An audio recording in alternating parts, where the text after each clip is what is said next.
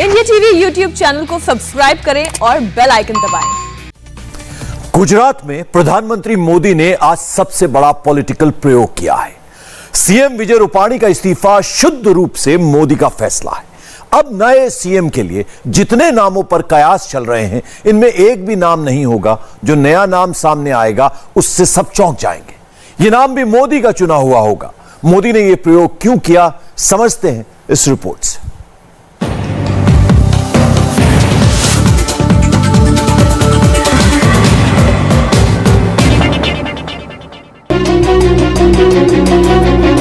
बस 3.25 घंटे का फर्क व फासला। 3.25 घंटे बाद गुजरात में बड़ा उलटफेर। गुजरात के सीएम विजय रूपाणी अपने मंत्रियों के साथ राजभवन पहुंचे और राज्यपाल को अपना इस्तीफा सौंप दिया। 3.25 घंटे पहले रूपाणी प्रधानमंत्री के साथ थे। दिल्ली और अहमदाबाद के बीच वर्चुअल फासला जरूर था, मगर पाटीदार समाज के बनवाए सरदार धाम का उद्घाटन था। रूपाणी के साथ केंद्रीय मंत्री भूपेंद्र यादव, मनसुख मांडविया और संगठन महामंत्री बीएल संतोष भी राज्यपाल के पास गए। इस्तीफा देने के बाद रूपाणी ने कहा, मौका देने के लिए, पार्टी और नेतृत्व देने के लिए प्रधानमंत्री का शुक्रिया। मेरे इस्तीफे का कोई और मतलब न निकाला जाए। गुजरात के विकास की यात्रा में गत 5 वर्षों में मुझे भी योगदान करने का जो अवसर मिला, उसके लिए मैं माननीय प्रधानमंत्री जी के बहुत आभारी हूँ, आभार प्रकट करता हूँ। मेरा मानना है कि अब गुजरात की विकास की यह यात्रा प्रधानमंत्री जी के नेतृत्व में एक नए उत्साह, नई ऊर्जा के साथ नए नेतृत्व में आगे बढ़नी चाहिए। ये ध्यान रखकर मैंने गुजरात के मुख्यमंत्री पद के दायित्व से त्याग पत्र दिया है। संगठन एवं विचारधारा आधारित दल होने के नाते भारतीय जनता पार्टी की यह परंपरा रही है। समय के साथ साथ कार्यकर्ताओं के दायित्व भी बदलते रहते हैं। अब मुझे पार्टी का द्वारा जो भी जिम्मेवारी मिलेगी, उसका मैं संपूर्ण दायित्व और नए ऊर्जा के साथ प्रधानमंत्री जी के नेतृत्व में, माननीय राष्ट्रीय अध्यक्ष जी के मार्गदर्शन में मैं अवश्य काम करता रहूंगा। विजय रूपाणी के बोलने में संयम था। इससे इतना तो साफ था कि पार्टी और शीर्ष नेतृत्व ने उन्हें पूरी तरह विश्वास में लिया। मगर पार्टी में रूपाणी को लेकर सुगबुगाहट कोरोना काल से ही शुरू हो गई थी, क्योंकि राज्य सरकार को परसेप्शन लॉस हो रहा था। रूपाणी सरकार कम्युनिकेशन गैप से गुजर रही थी। सरकार का काम जनता तक नहीं पहुंच रहा था। पिछले साल ही रूपाणी को बदलने की मांग उठी। दिसंबर 2020 में संगठन ने रिपोर्ट सौंप दी। अगस्त में उन्हें हटाने का फाइनल फैसला हुआ। 15 अगस्त तक ही फैसला लेने की बात उठी थी। बीएल संतोष ने 2 दिन पहले ही हाईकमान को मैसेज दिया, मगर मामला गुजरात के राज्यपाल का था, इसलिए खुद गृह मंत्री अमित शाह एक दिन के लिए अहमदाबाद गए। माना जा रहा है कि उनकी इस यात्रा का मकसद रूपाणी का इस्तीफा ही था। कि थर्सडे रात को, बृहस्पतिवार के देर शाम यानी कि रात को अचानक बिना किसी पूर्व निर्धारित कार्यक्रम के गृह मंत्री अमित शाह अचानक दिल्ली से अहमदाबाद जाते हैं और शुक्रवार यानी कि कल सुबह वहां से उनकी वापसी हो गई थी। और ये जो उनका दौरा था बिल्कुल भी प्री शेड्यूल्ड नहीं था और किसी को इस बात की ज़्यादा भनक नहीं लगी कि आखिर गृह मंत्री अमित शाह क्यों जा रहे हैं। अब ये बात समझ में आ रही है कि गृह मंत्री अमित शाह आखिर क्यों गए थे। तो कुल मिलाकर जो स्क्रिप्ट था वो बहुत सुनियोजित तरीके से तैयार कर लिया गया था और ये समझा भी जा सकता है कि प्रधानमंत्री नरेंद्र मोदी या गृह मंत्री अमित शाह की बात करें तो ऐसे तो वो देश के हर एक राज्य के पॉलिटिक्स को बहुत बखूबी समझते हैं, लेकिन गुजरात तो उनका हार्ट है। और ऐसी स्थिति में गुजरात के बारे में कोई भी फैसला लिया जाना है तो जाहिर तौर पर ये दोनों नेता निश्चित तौर पर चाहेंगे कि सब कुछ बहुत ठोक बजा के किया जाए। और जो बीजेपी के जो शीर्ष 2 बड़े नेता हैं, अगर गुजरात के एक पंचायत के एक सदस्य को, बीजेपी के सदस्य को व्यक्तिगत तौर पे जानते हैं, तो आप अंदाजा लगा सकते हैं कि वो जो उनका फैसला होगा वो किस प्रकार का होगा और कितना सुविचारित फैसला होगा। लेकिन अब बड़ा सवाल है कि अगला मुख्यमंत्री कौन होगा। इसके लिए अमित शाह फिर अहमदाबाद जा रहे हैं। सूत्रों के मुताबिक नए सीएम के नाम का ऐलान रविवार को ही किया जा सकता है। रविवार को गुजरात बीजेपी विधायक दल की बैठक है। विधायक दल की इस बैठक में नए सीएम के नाम पर मुहर लग सकती है। सरकार में इस बड़े बदलाव की एक मुख्य वजह है राज्य में अगले साल होने वाले चुनाव। इन चुनावों से पहले सरकार का चेहरा बदलना इसलिए भी जरूरी था क्योंकि गुजरात का सीएम रहते प्रधानमंत्री नरेंद्र मोदी ने जो बेंचमार्क सेट किया है उस पर खरे उतरना हर सीएम के लिए चुनौती है। नरेंद्र मोदी ने गुजरात के मुख्यमंत्री के तौर पर अपना कार्यभार पूर्ण करके वो दिल्ली पहुंचे। तभी से इनफैक्ट गुजरात में ये चर्चा है कि जो भी अगला मुख्यमंत्री होगा, हमने आनंदीबेन के कार्यकाल के दौरान भी देखा, लगातार उनकी परफॉर्मेंस की चर्चा जो है वो नरेंद्र मोदी के कार्यशैली से होती रही। विजय रूपानी को भी जो ज़्यादा एक तरह से मैं कहूँगा कि परसेप्शन वाइज जो उन्हें फेस करना पड़ा वो इसी कंपैरिजन का एक फॉल आउट था। आप ये मान करके चलिए कि जो बेंचमार्क उन्होंने स्थापित किए हैं, जो बेंचमार्क नरेंद्र मोदी ने स्थापित किए अपने कार्यकाल के दौरान, जो डिलीवरी उनके शासन के दौरान हुई, उसके साथ जो भी अगला मुख्यमंत्री आएगा, हमने आनंदीबेन के टाइम पे देखा, रूपानी के टाइम पे देखा, और अभी जो अगला मुख्यमंत्री आएगा उसे भी ये जिंक्स जो है उसे फेस करना पड़ेगा।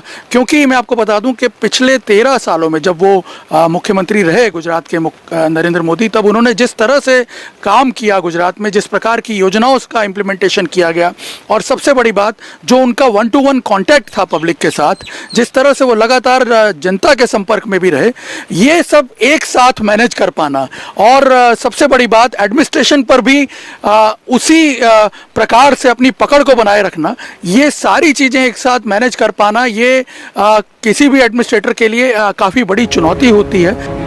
उम्मीद की जा रही है कि गुजरात सरकार के इस बदलाव में पाटीदार समाज का पूरा ध्यान रखा जाएगा, क्योंकि पिछले चुनाव के वक्त पाटीदार समाज बीजेपी से नाराज था, जिसका पार्टी को चुनाव में नुकसान उठाना पड़ा। इसलिए यह पार्टी की रणनीति और समीकरण का मामला भी है। सूत्रों के मुताबिक केंद्रीय स्वास्थ्य मंत्री मनसुख मांडविया, गुजरात प्रदेश अध्यक्ष CR पाटिल, पशुपालन विकास मंत्री पुरुषोत्तम भाई रूपाला, गुजरात के डिप्टी सीएम नितिन पटेल, गुजरात के पूर्व गृह राज्य मंत्री गोवर्धन झड़पिया, बीजेपी विधायक RC फल्दू और दीव के प्रशासक प्रफुल्ल पटेल के नाम मुख्यमंत्री की रेस में हैं।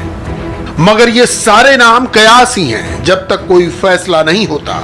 बीजेपी में और खास तौर पर अमित शाह नरेंद्र मोदी के दौर में फैसले बहुत टाइट लिप्ड होते हैं, मगर मनसुख मांडविया का नाम काफी आगे चल रहा है।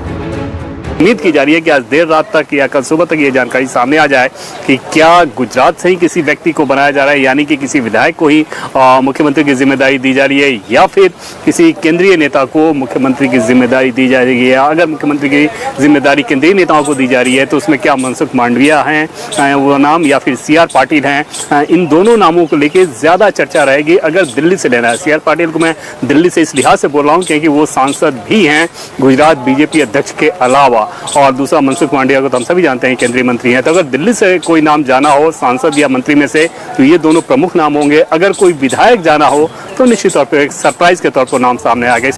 चर्चा यह भी है कि 2 डिप्टी सीएम बनाए जा सकते हैं। इसके पीछे वजह समुदायों के समीकरण को साधना भी है। माना जा रहा है कि एक डिप्टी सीएम ओबीसी होगा और दूसरा डिप्टी सीएम आदिवासी समुदाय से होगा, मगर फैसले पर अंतिम मुहर प्रधानमंत्री को लगानी है। इसलिए कोई चौंकाने वाला नाम सामने आ जाए तो कुछ कहा नहीं जा सकता। और इस वक्त एक बहुत बड़ी खबर पाकिस्तान से आ रही है। पाकिस्तान की खुफिया एजेंसी ISI के DG lieutenant general Faiz Hamid ने इस्लामाबाद में एक अर्जेंट मीटिंग की है। इस मीटिंग में चीन, रूस, ईरान और तजाकिस्तान की खुफिया एजेंसी के चीफ मौजूद थे। मीटिंग में अफगानिस्तान के मामले पर बातें हुई हैं। यह एक बहुत बड़ा डेवलपमेंट है। कुछ दिन पहले ब्रिक्स समिट से पहले दिल्ली में रूस के NSA ने भारत के राष्ट्रीय सुरक्षा सलाहकार अजीत डोवल से मुलाकात की थी। इससे पहले अमेरिकी CIA के चीफ और ब्रिटिश MI6 के चीफ भी भारत आए थे। अब सवाल ऐसे में यह है कि दिल्ली में हुई मीटिंग के बाद अचानक ऐसा क्या हुआ कि पाकिस्तान में हलचल तेज हो गई। आज ही दिल्ली में भारत और ऑस्ट्रेलिया के बीच पहला 2+2 मिनिस्टेरियल डायलॉग हुआ है। ऑस्ट्रेलिया के विदेश मंत्री और रक्षा मंत्री ने प्रधानमंत्री मोदी से मुलाकात की है। नरेंद्र मोदी के अमेरिका दौरे से पहले दिल्ली से लेकर इस्लामाबाद तक हलचल काफी तेज है। मोदी और डोवल की जोड़ी से पाकिस्तान में खौफ इतना हाई क्यों है, इस रिपोर्ट से समझते हैं।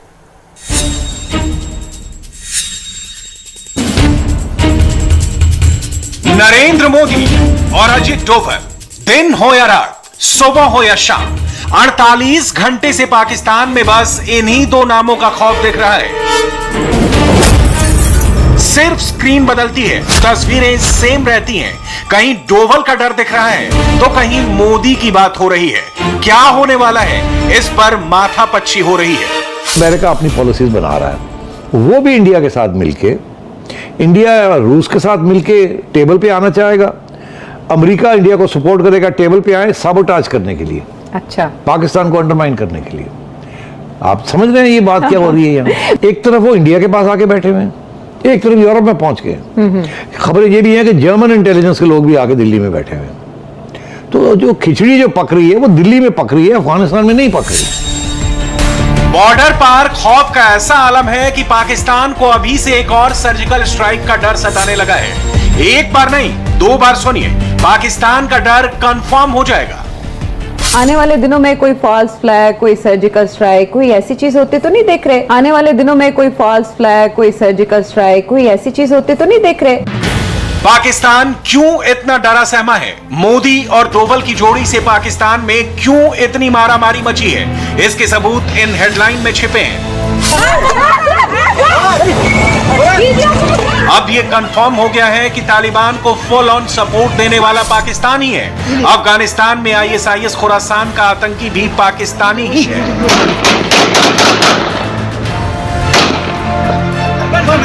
पाकिस्तान आर्मी ISI ने जरा सा भी शक हो तो खुद अपने कानों से सुनिए, एक बार नहीं, रिपीट मोड में 2 बार सुनिए। बराबर रख देंगे। पाकिस्तान आर्मी ISI ने इनको बता दिया है कि अगर हम करने पे आए तो हम बहुत कुछ कर सकते हैं। पाकिस्तान आर्मी ISI ने इनको बता दिया है कि अगर हम करने पे आए तो हम बहुत कुछ कर सकते हैं। इस पाकिस्तान में अगर अभी भी कोई कंफ्यूजन है, किसी बात का शक है, तो आज का सबसे बड़ा खुलासा सुनिए। पाकिस्तान के सुप्रीम कोर्ट का अध्यक्ष कह रहा है तालिबान को पाकिस्तान ने पाल पोसकर बड़ा किया है, दाना पानी दिया है और अभी भी दे रहा है। इस पाकिस्तान में तो पहले से 40 साल से ज्यादा अरसा फौजी डिक्टेटर रहे। उस वक्त अयूब खान के जमाने से अगर मैं शुरू करूं और जियाउल हक ने जो कुछ किया और उसके बाद जो कुछ होता रहा, ये पाकिस्तान जिसने गुज़श्ता 20-25 साल में दहशतगर्दी की सपोर्ट के अलावा, तालिबान की हिमायत के अलावा कोई ऐसा काम नहीं किया जिस पे हम फख्र कर सकें कि पाकिस्तानी फौज जिंदाबाद या पाकिस्तान जिंदाबाद, इन्होंने फलां काम किया है। आज हमारे पास ISI से लेकर बाजवा और इमरान सबके आतंकी चरित्र का पूरा सर्टिफिकेट है। बात बहुत सिंपल सी है, तालिबान पर पाकिस्तानी पैसा लगा है। इमरान से लेकर फैज हमीद तक, बाजवा तक, सारे सेम पेज पर है। अब हमारा पैसा लगा तालिबान पे, पाकिस्तान का इतना पैसा वहां इन्वेस्ट हुआ और वहां अब पाकिस्तान का DG ISI भी भाग रहा है। अंदरूनी खाना बातें हो रही हैं, मिन्नतें की जा रही हैं, इनकी कोई बात नहीं मानी जा रही है। तो ऐसी सरमायाकारी पर, ऐसी इन्वेस्टमेंट पे लानत हो और ऐसी पॉलिसियों को हम कंडेम करते हैं कि जिसका पाकिस्तान के अवाम को कोई फायदा नहीं मिलता। अभी पाकिस्तान को एक्सपोज करने वाले कई नए और लेटेस्ट ऑडियो वीडियो हैं, एक्सक्लूसिव इनसाइड डिटेल्स भी हैं। हम आपको सारे सबूत देंगे, फैक्ट्स एंड फिगर के साथ बात करेंगे। पता है क्यों? क्योंकि मोदी और डोवल ने पाकिस्तान, तालिबान और आतंकिस्तान की पूरी कुंडली निकाल ली है। विदेशी खुफिया एजेंसियों के चीफ लगातार दिल्ली में बैठ के कर रहे हैं और इसी से पाकिस्तान में सनसनी मच गई है। ये इंडिया में भी कुछ इंटेलिजेंट चीफ्स बैठे हैं। देखिए, ये कोई छोटी बात तो नहीं है कि रशिया का NSA oblique head of intelligence, वो एक ही उन्होंने ऐसे अदारा बनाया हुआ है दोनों। वो भी आ गए हैं, दिल्ली बैठे हुए, उन्होंने भी अजीत डोवल और उनके डिप्टी के साथ बात की है जी। उसके बाद बरतानिया के MI6 के रॉजर मोर साहब वो भी आके बैठ गए हैं वहाँ। उसके बाद CIA के बर्न्स वो भी आके बैठ गए हैं। बर्न्स ने और मोर ने तो इकट्ठी मुलाकातें की हैं, रूसियों ने अलग मुलाकातें की। ये उधर क्या हो रहा है? हम ज्यादा कंसर्न, हम ज्यादा कनेक्टेड हैं, तो फिर उधर क्या हो रहा है? अच्छा, तो इसीलिए मैं आपसे कह रहा हूँ कि हम पहुंचे हुए काबुल जी, और उनको वहाँ कुछ मरम पट्टी और कुछ समझाने की कोशिश कर रहे हैं, अपने मफाद की बातें कर रहे हैं और जनरली उनको भी समझा रहे हैं, जनरल फैज जो होके आए हैं। जी जी। मगर यहाँ ये है कि इनको पता चल गया है कि अब हमने मुश्तरका फैसले क्या करने हैं। ये ना हो कि पाकिस्तान जो कि मुलव्वस रहा है सारी चीज में, ये सारी की सारी गेम जो है ये पाकिस्तान ना हाथ में ले ले। इसी महीने मोदी के अमेरिका जाने की खबर है, मगर उससे पहले कुछ ऐसे खुलासे हुए हैं जो बाइडेन और मोदी की मीटिंग का मेन एजेंडा हो सकता है। अब आपको सिलसिलेवार तरीके से पॉइंट बाय पॉइंट पूरी डिटेल देते हैं। पहला बड़ा खुलासा ISIS खुरासान को लेकर है, जिसे इस्लामाबाद का फुल सपोर्ट हासिल है। रिपोर्ट्स के मुताबिक ISIS खुरासान के आतंकी तालिबान से भी जुड़े हैं। तहरीके तालिबान पाकिस्तान से भी उनके लिंक हैं और पाकिस्तान के दूसरे प्रॉक्सी ग्रुप यानी जैश-ए-मोहम्मद और लश्कर-ए-तैयबा के आतंकी भी ISIS-K में शामिल हैं। 2015 के बाद ISIS-K में पाकिस्तानी खुफिया एजेंसी ISI ने लश्कर, जैश और हक्कानी के कई आतंकियों को इस संगठन में शामिल करवाया है और सबके ISI से डायरेक्ट कॉन्टैक्ट्स हैं। दूसरा बड़ा खुलासा यह है कि काबुल गुरुद्वारे पर हुए हमले का मास्टरमाइंड और ISIS-K का चीफ असलम फारूकी पहले लश्कर-ए-तैयबा के लिए खून बहाता था। कंधार में उसकी गिरफ्तारी के बाद पाकिस्तान ने उसके प्रत्यर्पण की मांग की थी, क्योंकि ISI को डर था कहीं वो पाकिस्तानी खुफिया एजेंसी की पोल न खोल दे। तीसरा बड़ा खुलासा यह है कि ISIS-K के आतंकियों को पाकिस्तान के चमन और तोलांडी में जैश-ए-मोहम्मद के कैंप में ट्रेनिंग दी जाती है। चौथा बड़ा खुलासा यह है कि ISIS-K का हुजैफा अल पाकिस्तानी, जो कश्मीर में आतंकी हमलों वाले ग्रुप का कमांडर है, वो भी लश्कर से जुड़ा है और उसके ISI से क्लोज कॉन्टैक्ट्स हैं। और पांचवा बड़ा खुलासा यह है कि पाकिस्तान ने बड़ी चालाकी से तालिबान और अलकायदा का नैरेटिव बदलने की कोशिश की है। पाकिस्तानी खुफिया एजेंसी ISIS-K को इसलिए पीछे से सपोर्ट कर रही है ताकि किसी आतंकी हमले में पाकिस्तान का नाम ना आए, वो खुद को आतंकवाद का विक्टिम बताता रहे और तालिबान को दुनिया में मान्यता दिला सके। मगर पाकिस्तान का ये डबल गेम अब एक्सपोज हो चुका है। एक एक करके प्रूफ आने लगे हैं, ऑडियो वीडियो मिलने लगे हैं। हमारे अंदर दो चीजें हैं, पाकिस्तान आर्मी और पाकिस्तानी अवाम के अंदर दो चीजें हैं, अगर मर गए तो शहीद, बच गए तो गाजी। मैं बताता हूं कि ISI चीफ काबुल क्यों गए और यह भी बता दूं ISI चीफ दोबारा भी काबुल जाएंगे। पाकिस्तान ये करता रहेगा, हम तालिबान की हुकूमत के साथ एंगेज कर रहे हैं, करते रहेंगे, हमें ऐसा करने से कोई नहीं रोक सकता। अमेरिका अब सुपर पावर नहीं है, क्योंकि अफगानिस्तान से जंग हारने के बाद वो सुपर पावर नहीं रहा है, जो कि मैं समझता हूं कि बहुत ही ज्यादा रेलिवेंट स्टेटमेंट है और ये सपोर्ट कर रही है अफगानिस्तान के अंदर जो मुजाहिदीन है उनकी स्टेटमेंट को। पाकिस्तान के रक्त चरित्र का सबसे लेटेस्ट एग्जाम्पल आपके सामने है। 9/11 के दिन जब दुनिया हजारों लोगों की मौत का मातम मना रही है, उस दिन पाकिस्तान अपने फेवरेट आतंकी ओसामा बिन लादेन की याद में जश्न मना रहा है। और जब पाकिस्तान से इस बाबत सवाल पूछा जाता है तो जवाब कुछ यूं मिलता है। मैं तो ये कहूंगा कि मुसलमान अपनी फतह का जश्न मना रहे हैं, पूरी दुनिया की जालिमों से निजात का। मैंने कहा तो है मुसलमान जश्न मना रहे हैं, फतह का मुसलमान जश्न मना रहे। अमेरिका को तो ऐसी शिकस्त हुई है ना कि जिसकी कोई हद ही नहीं है। वहां एक शदीद डिप्रेशन पाया जाता है और हालत यह है कि उनके सामने कोई रास्ता ही नहीं है। यानी क्या करें? पाकिस्तान को मीडिया जिम्मेदार करार दे रहा है और पाकिस्तान वो अमेरिकी मीडिया से ज्यादा तो खैर ईरानियों ने करते, कमाल ही हद ही होगी। इंडिया तो करे इंडिया ने तो इसके सिवा क्या करना है। पाकिस्तान में बैठे लोग भले ही लादेन के पोस्टर्स लहराएं, लेकिन फैक्ट यह है कि पूरी दुनिया को पता है कि पाकिस्तानी आर्मी, ISI और तालिबान सब एक दूसरे से मिले हुए हैं और अब तो ये आवाजें पाकिस्तान में भी उठने लगी हैं। हमारा जरा रोल, आप जानते हैं हम जरा हटके रोल करते हैं, हमें आदत नहीं है कि हम बाकी दुनिया जैसा कोई काम करें, तो हमारा काम जो है वो बिल्कुल ही अलग होते हैं। तो इस वजह से हमने पहले भी तालिबान का साथ दिया और अभी फिर साथ दे रहे हैं। और अब देखने वाली बात यह है कि जब तालिबान थोड़े से एस्टैब्लिश हो जाएंगे उसके बाद वो हमें लिफ्ट कराते हैं, यानी पाकिस्तान को लिफ्ट कराते हैं या पाकिस्तान से कहते हैं कि चलो फूटो यहाँ से।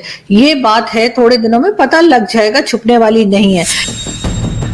ये डेडली नेक्सस है और तालिबान पाकिस्तान की इसी नापाक जोड़ी के खिलाफ दुनिया भर में सैंक्शन पाकिस्तान हैशटैग ट्रेंड कर रहा है।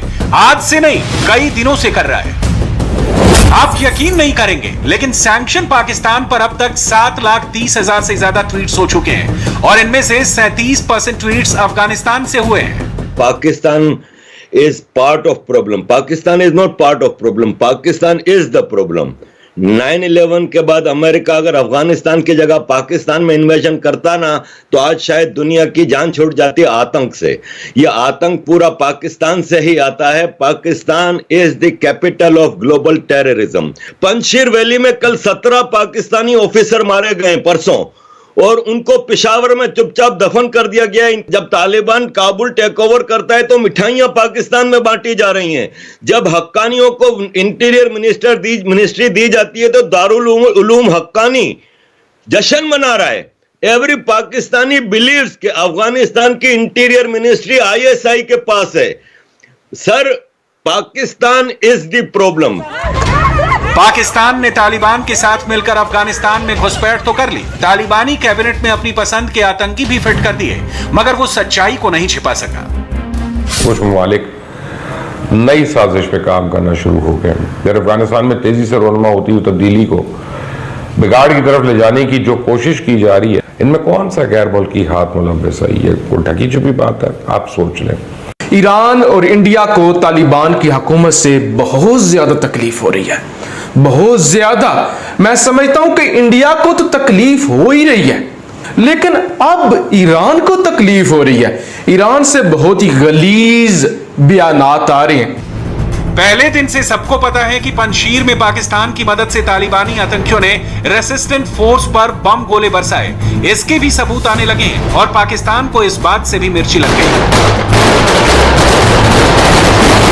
पंजशीर के अंदर पाकिस्तान का अहम किरदार था। पंजशीर के अंदर जो जंग हुई है ना, जो तालिबान लड़ रहे थे अहमद मसूद से, अमरुल्लाह साले से, ईरान कहता है कि उसमें पाकिस्तान मुलव्वस था और पाकिस्तान को इसकी सजा भुगतनी पड़ेगी, ये ईरान कहता है। इमरान, बाजवा और ISI चीफ दुनिया की आंखों में धूल झोंक सकते हैं, फैक्ट्स पर पर्दा नहीं डाल सकते।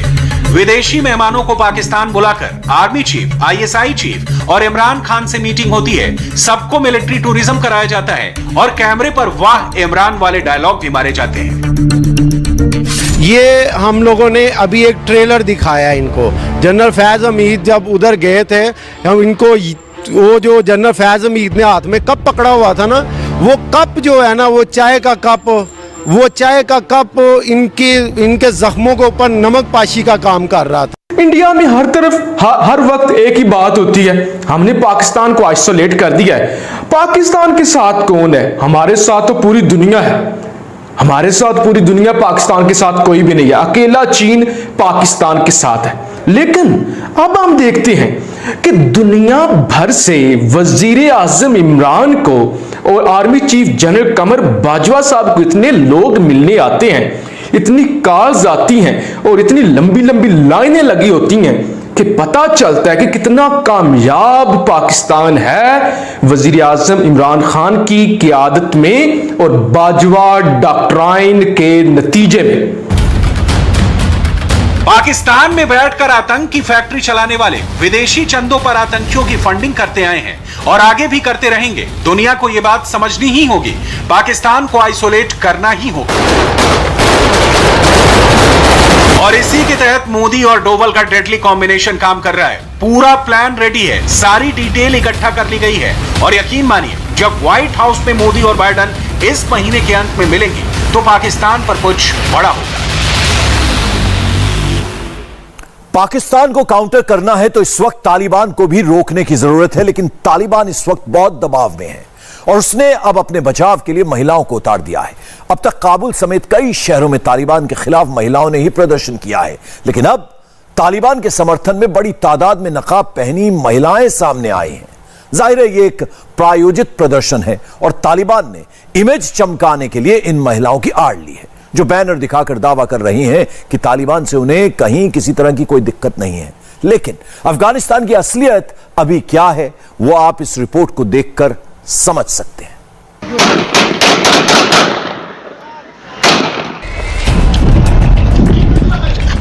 अफगानिस्तान में तालिबान की दहशत का लेटेस्ट वीडियो वायरल है। अफगान न्यूज एजेंसी ये वीडियो चला रही है। बताया जा रहा है कि यह पंजशीर का अनावा इलाका है। तालिबान के आतंकी यहां सरेंडर करने वाले रेजिस्टेंस फोर्स के लड़ाकों को कैमरे के सामने गोली मार रहे हैं।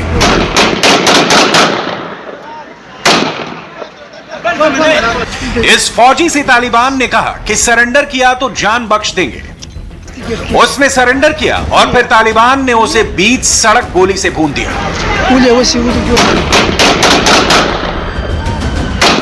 ये तस्वीरें पाकिस्तान और चीन जैसे उन देशों को देखनी चाहिए जो कह रहे हैं कि तालिबान बदल चुका है, तालिबान अब पूरी तरह एक्सपोज हो रहा है।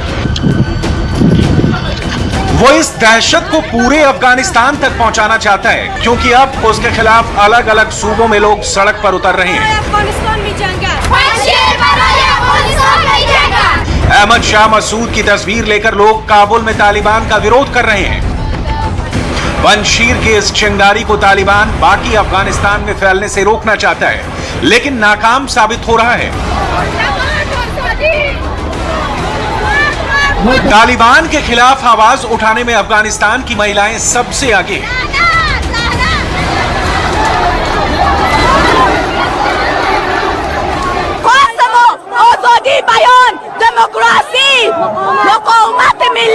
Aren't you afraid?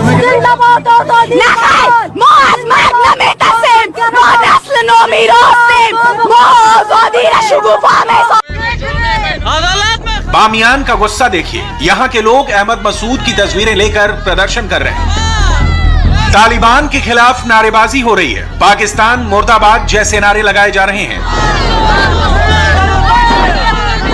जब से पंजशीर की लड़ाई में पाकिस्तानी फौज ने मदद की है, अफगानिस्तान के लोग पाकिस्तान को लेकर गुस्से में हैं और पाकिस्तान को लेकर यह नफरत बढ़ती जा रही है और यह सीधा पंजशीर का असर है।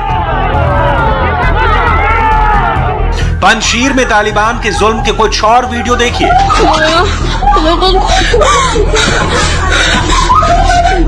इस वीडियो में एक महिला की चीख सुनाई पड़ रही है। तालिबान के आतंकी घर में घुसकर लोगों को मार रहे हैं और ये महिला चिल्ला चिल्ला कर कह रही है कि घर में कोई मर्द नहीं है।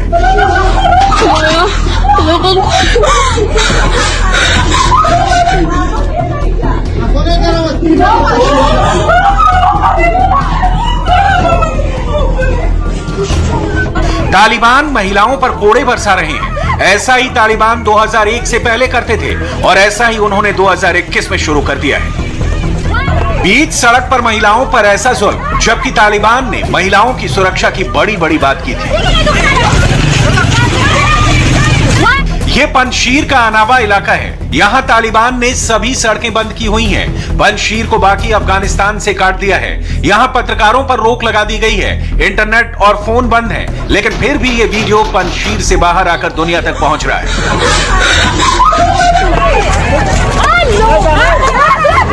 तालिबान के जुल्म का बाहर न पहुंचे, इसके लिए वहां के पत्रकारों के साथ देखिए तालिबान ने क्या किया है। ये काबुल के एक अखबार में काम करने वाले 22 साल के तागी दरियाबी हैं। ये काबुल में महिलाओं के एक प्रदर्शन की कवरेज कर रहे थे। तस्वीरें दुनिया तक पहुंची तो तालिबान ने इन्हें उठा लिया और फिर देखिए इनसे कितनी बुरी तरह से मारपीट की गई। तागी दरियाबी और उनके साथी के साथ यही सलूक किया गया। वो 8 से 9 तालिबान थे। मुझे बहुत बुरी तरह पीटा और ऐसा वो करीब 10 मिनट तक करते रहे। मेरे हाथ बंधे हुए थे और उनके पास जो कुछ था वो उससे मारते गए। तागी दरियाबी और उनके साथी की पीठ पर जख्म है। उनके चेहरे पर बुरी तरह वार किए गए हैं। कपड़े पहनते वक्त भी उन्हें तकलीफ होती है और ये सब तालिबान का किया है। काफी देर तक मुझे मारने के बाद वो एक कमरे में ले गए मुझे। वहां मैं बेहोश हो गया। जब होश आया तो देखा कि मेरे सहयोगी और वहां 8 से 10 पत्रकार भी मौजूद थे। तागी दरियाबी अफगानिस्तान के उन पत्रकारों में से हैं जो अब भी बिना डरे रिपोर्टिंग कर रहे हैं, तालिबान का सच दिखा रहे हैं। वो एक पत्रकार के नाते अपना काम कर रहे हैं और यही तालिबान नहीं चाहता। तालिबान ना तो पत्रकारों को बर्दाश्त कर पा रहा है और ना महिलाओं की बुलंद आवाज उसे पसंद है। और जिन लोगों ने तालिबान के खिलाफ अब भी बंदूक उठाई है, उसे तो वो जान से मार रहा है। इन्हीं में से एक रूहुल्लाह सालेह थे। तालिबान ने कार्यवाहक राष्ट्रपति अमरुल्लाह सालेह के भाई रूहुल्लाह सालेह की हत्या कर दी। रिपोर्ट्स के मुताबिक मारने से पहले तालिबानियों ने रूहुल्लाह सालेह को खूब टॉर्चर किया, उन पर कोड़े बरसाए और फिर उनका गला काट दिया। फिर तड़पते हुए रूहुल्लाह पर गोलियों की बौछार कर दी और शव को सड़ने के लिए छोड़ दिया। इसकी तस्दीक सालेह के भतीजे इबादुल्लाह ने की है। हालांकि अमरुल्लाह सालेह अब भी सुरक्षित है और वो पंजशीर में ही बताए जा रहे हैं। तालिबान के जुल्म के बीच शपथ और औपचारिक तौर पर सत्ता संभालने वाली बड़ी बड़ी जो बातें की जा रही हैं, वो भी अब तक छलावा ही साबित हुआ है। जिस आतंकी संगठन ने आम लोगों की लाशों से गुजरकर सत्ता पर कब्जा किया है, उसने 11 सितंबर यानी 9/11 वाले दिन शपथ ग्रहण समारोह से इनकार किया। तालिबान के कल्चरल कमीशन ने कहा कि शपथ की खबर अफवाह थी और सरकार का काम पहले से ही जारी है। जाहिर है कि तालिबान अपनी कैबिनेट का ऐलान पहले ही कर चुका है और इसमें प्रधानमंत्री समेत ज्यादातर ऐसे मंत्री हैं जो संयुक्त राष्ट्र के आतंकियों की लिस्ट में शामिल हैं। काबुल में तालिबान क्या कर रहा है, वहां से नई तस्वीरें आई हैं और तालिबान यहां अपना PR करने में जुटा है। लेकिन बातों बातों में वो अपना असली रंग दिखा ही देता है। ये तालिबान आतंकी लोकल कमांडर है और इस वक्त इसे काबुल में एक चेक पोस्ट को संभालने की जिम्मेदारी मिली है। क्या तुमने लोगों को मारा है? कितने लोगों की जान ली है? ये एक जंग थी और मुझे नहीं मालूम कि मैंने कितने लोगों को मारा है। गिनती के लिहाज से ये बहुत ज्यादा है। एक बार जब हम पर अमेरिकी विमान ने बम गिराया था और वो फटा नहीं, तो हमने उससे 5 बारूदी सुरंग बनाई और फिर अमेरिकी सेना की ही 5 बख्तरबंद गाड़ियों को उड़ा दिया था। तुम्हें लोगों की जान लेते हुए कैसा लगा? ये जंग है और हमें इसका कोई अफसोस नहीं है। हमारा बर्ताव अब बहुत अच्छा हो गया है, हम बहुत हद तक बदल गए हैं। हम अब नरमी से पेश आते हैं और हमारा व्यवहार काफी सुधरा है। हम पिछली सरकार से बेहतर हैं और अब काबुल भी तो सुरक्षित है। आपने तालिबान के आतंकी का दावा देखा, अब काबुल के आम लोगों की बात सुनिए।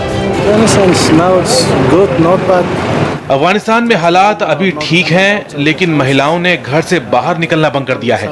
लोग तालिबान और भविष्य को लेकर बेचैन हैं। तालिबान को लेकर क्या आप फिक्र में हैं? हाँ बिल्कुल, क्यों नहीं। उधर पंजशीर से आए वीडियो ने तालिबान को परेशान कर दिया है। ये अहमद मसूद के लड़ाके यानी रेजिस्टेंस फोर्स है और उन्होंने ऐलान किया है कि पंजशीर में तालिबान से जंग जारी है। वैली के ज्यादातर इलाकों पर अब भी मसूद के लड़ाकों का कब्जा है और वो लोग गुरिल्ला युद्ध लड़ रहे हैं, लेकिन तालिबान का दावा है कि पूरे पंजशीर पर उसका कब्जा है। पूरे पंजशीर पर हमने कब्जा कर लिया है। कुछ लोग हैं जो पहाड़ों पर छुपे हुए हैं, लेकिन यहाँ कोई नहीं है। सब छोड़कर भाग चुके हैं और वो तालिबान का मुकाबला अब नहीं कर सकते। उनके हौसले तो पूरी तरह पस्त हैं। हम यहाँ घाटी में हैं और तालिबान अब चारों तरफ फैला हुआ है। हम ये जंग जीत गए हैं। हम यहाँ आए और आराम से पंजशीर के इलाके पर कब्जा कर लिया। हमारे सामने यहाँ कोई नहीं आया। वो पहले भी हमें रोकने में नाकाम रहे हैं। तालिबान अब यहाँ हर जगह है। पंजशीर हिंदुकश पहाड़ों के बीच का इलाका है और यहाँ रूस की सेना को भी अफगान मुजाहिदीन ने कड़ा मुकाबला दिया था और 90 के दशक में तालिबान भी इस इलाके में अहमद शाह मसूद की फोर्स के खिलाफ जूझता नजर आया था। लेकिन अब इस इलाके की मुख्य सड़कों पर तालिबान का कब्जा हो चुका है। यहाँ बहुत से लोगों ने कब्जा किया हुआ था। हमने यहाँ कल दोपहर 3 बजे ही उन्हें हरा दिया और खेंज जिले पर कब्जा कर लिया। अहमद मसूद की तरफ से किसी ने नहीं रोका। जो फोर्स उसने तैयार की थी, हमने 12 दिनों तक उन्हें देखा। 3 जगहों पर वो हमारे सामने थे और काफी कमजोर साबित हुए। हम यहाँ बड़े हथियारों का इस्तेमाल नहीं कर रहे क्योंकि यहाँ आम लोग भी हैं और हम नहीं चाहते कि उन्हें कोई नुकसान हो। हमारे पास बहुत कम रसद थी, लेकिन हमने उन्हें हरा दिया। उन लोगों ने बहुत जुल्म किया है। अमरुल्लाह साले जालिम है, रब्बानी और करजई जालिम थे। वो सभी बहुत खराब रहे हैं अफगानिस्तान के लिए। आम लोगों को काफी दबाया गया, उन्हें मारा गया और हिंसा तो उन्होंने ही शुरू की थी। लेकिन अहमद मसूद के लड़ाके अब भी कई जगह मौजूद हैं और उनको काउंटर करने के लिए तालिबान ने अब पंजशीर के बाकी इलाकों में रसद की सप्लाई रोक दी है। सभी रूट बंद कर दिए गए हैं। यहाँ हजारों लोग पहाड़ों और खूबसूरत घाटियों में रहते हैं। उनके सामने हालात ऐसे हैं कि अब उन्हें घर छोड़कर दूसरी जगह पलायन करना पड़ रहा है। खाने पीने का सामान नहीं है, बीमारों तक दवाई नहीं पहुंच रही। कुछ इलाकों में तो लोगों के भूखों मरने की नौबत आ चुकी है। रेजिस्टेंस फोर्स का कहना है कि भले ही उन्हें पत्थर क्यों न खाना पड़े, लेकिन वो तालिबानी आतंकियों के सामने सरेंडर नहीं करेंगे। बिस्मिल्लाहिर्रहमानिर्रहीम। یک پیام دارم ما با تمام ملت افغانستان چی در داخل کشور هستی چی در خارج کشور هستی، تمامتون بدونید که طالب یک طالب وحشی است که نه انسان است نه بوی انسانیت در وجود از او است. کسایی هستند که ولایت پنجشیر از زیر توپ و طیاره گرفتن، پاکستان مستقیم دخالت کرده در مسائل پنجشیر. تمام مردم افغانستان بدانند که آنتن تلفن سر ما پنجشیری ها قطع است، مواد غذایی قطع است، اصلا یا انسان نیستن حیوان هستن. ما سنگ میخوریم، سنگ این جبه مقاومت اعلان میدیم، سنگ میخوریم جبه مقاومت اعلان میدیم. पंजशीर के इन हालात के बारे में संयुक्त राष्ट्र भी जानता है, लेकिन तालिबान के सामने वो भी बेबस नजर आ रहा है। संयुक्त राष्ट्र अफगानिस्तान में 1947 से है और वहां मानवीय संकट में लोगों को मदद पहुंचाने के लिए हमारी बड़ी भूमिका है, क्योंकि वहां हालात बहुत ज्यादा खराब हैं और हद से ज्यादा बुरे हैं। इसलिए हमने फैसला किया कि तालिबान से बात की जाए और ऐसे हालात बनाए जा सके जिससे वहीं लोगों तक मदद पहुंचाई जा सके, जो सभी इलाकों तक पहुंचे और सभी तक पहुंचे, खासकर महिलाओं और बच्चों तक हमारी फिक्र जो है उसे समझा जाए। एंटोनियो गुटेरस के साथ संयुक्त राष्ट्र की हकीकत और मजबूरी भी समझिए, क्योंकि सुरक्षा परिषद ने तालिबान के नए वर्जन को आतंकी ना बताकर एक तरह से उस पर मुहर लगाई है। जाहिर है इससे चीन और पाकिस्तान दोनों बहुत खुश हैं और अब इसी खुशी में पाकिस्तान ने दुनिया को धमकाया है। पाकिस्तान कैसे दुनिया को ब्लैकमेल कर रहा है, देखिए वहां के विदेश मंत्री ने क्या कहा है। We will continue to do that through air and through land routes, and the international community should also do their bit. Economic collapse of Afghanistan will not suit anyone. It will not suit the region, it will not suit Afghans, and we must take steps to avert that. One of the ways is availability of resources. Pakistan की वजह से अफगानिस्तान में मानवीय संकट कितना बड़ा होने जा रहा है, ये समझने के लिए अफगानिस्तान पाकिस्तान के बॉर्डर पर चलिए। दोनों देशों के बीच 2000 किलोमीटर से ज्यादा लंबे बॉर्डर पर जहां जहां एंट्री पॉइंट है, वहां हजारों अफगान इकट्ठा हैं और किसी भी तरह पाकिस्तान में दाखिल होना चाहते हैं।